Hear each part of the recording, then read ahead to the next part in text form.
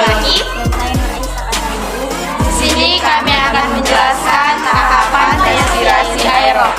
Respirasi aerob. Pengertian respirasi aerob adalah proses penguraian senyawa organik menggunakan oksigen bebas. Respirasi ini berlangsung di dalam organel yang disebut mitokondria. Saat kita mengonsumsi makanan yang menggunakan glukosa, misalnya nasi, setiap molekul glukosa akan dipecah melalui 4 tahap sampai dihasilkan energi. Adapun beberapa tahapan dalam respirasi aerob yang harus kita ketahui adalah sebagai berikut. 1.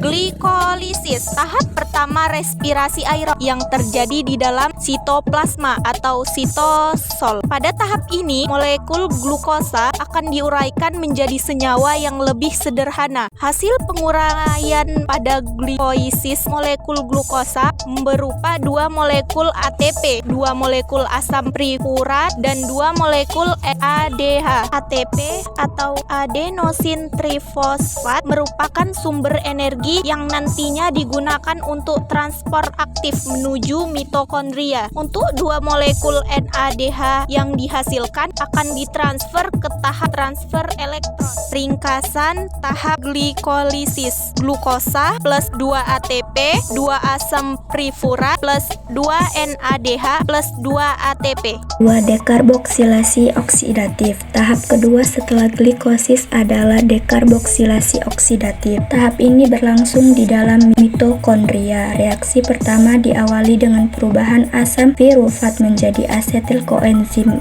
A atau asetil CoA. Perubahan tersebut menghasilkan molekul asetil CoA, CO2 dan NADH. Oleh karena pada tahap glikosis dihasilkan 2 asam pirufat, maka dekarboksilasi oksidatif menghasilkan 2 molekul asetil CoA, 2 molekul CO2 dan 2 molekul NADH. Urutan prosesnya adalah sebagai berikut. Asam pirufat yang terbentuk pada tahap glikosis akan melepaskan gugus karboksilat atau COO-.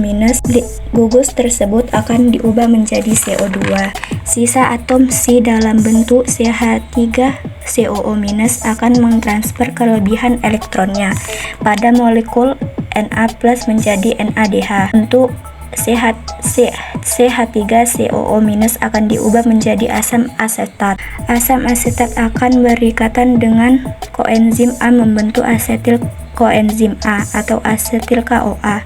Untuk mempermudah pemahamanmu tentang dekarboksilasi oksidatif, perhatikan ringkasan berikut. 2 asam pirufat plus 2 koenzim A sampai 2 asetil CoA plus 2 CO2 plus 2 NADH. Tahapan respirasi aerob yang ketiga adalah siklus Krebs. Siklus Krebs adalah tahapan ketiga dari serangkai proses respirasi aerob. Pada tahapan ini akan dihasilkan 2 molekul ATP, 6 molekul NADH, 2 molekul FADH2, dan 4 molekul CO2. Urutan proses siklus Krebs yaitu asetil CoA 2 atom C berikatan dengan asam oksaloasetat 4 atom C membentuk asam sitrat 6 atom C. Itulah mengapa siklus Krebs biasa disebut dengan siklus asam sitrat. Asam sitrat diubah menjadi asam isositrat. Asam isositrat 6 atom C diubah menjadi asam amin ketoglutarat 5 atom C. Reaksi ini disertai pelepasan CO2 dan pembentukan NADH. Asam amin ketoglutarat 5 atom C diubah menjadi suklusinil CoA yang memiliki 4 atom C. Reaksi ini juga disertai pelepasan CO2 dan pembentukan NADH. Suksinil CoA yang terbentuk diubah menjadi asam suksinat 4 atom C. Reaksi ini menghasilkan GTP. Selanjutnya, GTP diubah menjadi ATP. Lalu asam suksinat diubah menjadi asam fumarat disertai pembentukan FADH2. Asam fumarat yang terbentuk diberi tambahan air agar berubah menjadi asam malat 4 atom C. Asam malat diubah menjadi asam oksaloasetat kembali disertai pembentukan NADH. Jika disederhanakan, siklus Krebs bisa ditulis sebagai berikut. 2 asetil CoA plus 2 asam oksaloasetat 6 NADH plus 2 FADH2 plus 2 ATP plus 4 CO2. Tahapan respirasi aerob yang keempat adalah transport elektron. Tahap ini merupakan tahap akhir pada respirasi aerob yang disertai pembentukan ATP paling banyak. Transport elektron berlangsung di dalam krista, yaitu membran dalam mitokondria. Reaksi yang berlangsung di dalam transport elektron adalah reaksi reduksi dan oksidasi antara senyawa NADH dan FADH2. Kedua senyawa tersebut dihasilkan dari tahapan sebelumnya. Senyawa yang terlibat dalam transport elektron adalah koenzim Q, sitokrom B, sitokrom C, sitokrom A, sitokrom A3, dan oksigen. NADH mampu menghasilkan elektron berenergi tinggi melalui proses oksidasi. Lalu elektron tersebut ditransfer ke koenzim Q. Oleh karena tingginya energi, elektron ADP dan fosfat anorganik bersatu membentuk ATP. Koenzim Q akan dioksidasi oleh sitokrom B. Akibatnya koenzim Q akan melepaskan elektron dan 2 ion H+. Sitokrom B akan dioksidasi oleh sitokrom C sehingga dihasilkan energi cukup tinggi.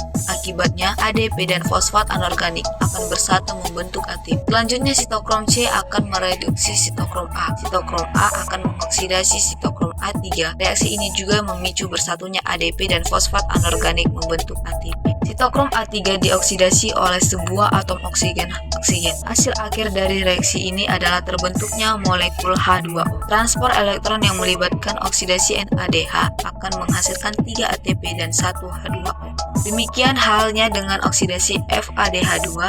Pada oksidasi FADH2, jumlah ATP yang dihasilkan lebih sedikit, yaitu 2 ATP. Hal itu disebabkan oleh kecilnya energi yang dihasilkan dari oksidasi FADH2. Secara ringkas, pembentukan ATP dan NADH dan FADH ditulis sebagai oksidasi 1 NADH akan menghasilkan 3 ATP dan oksidasi 1 FADH2 akan menghasilkan 2 ATP. Dari tahapan glikolisis sampai siklus Krebs, NADH dan FADH2 dan FADH2 yang dihasilkan berturut-turut adalah 10 dan 2 molekul. Artinya, dengan demikian, tahap transport elektron menghasilkan 34 ATP dan 12 H2O. Jika seluruh ATP dijumlahkan, mulai dari glikolisis sampai transport elektron, maka total yang akan dihasilkan yaitu 36 total ATP.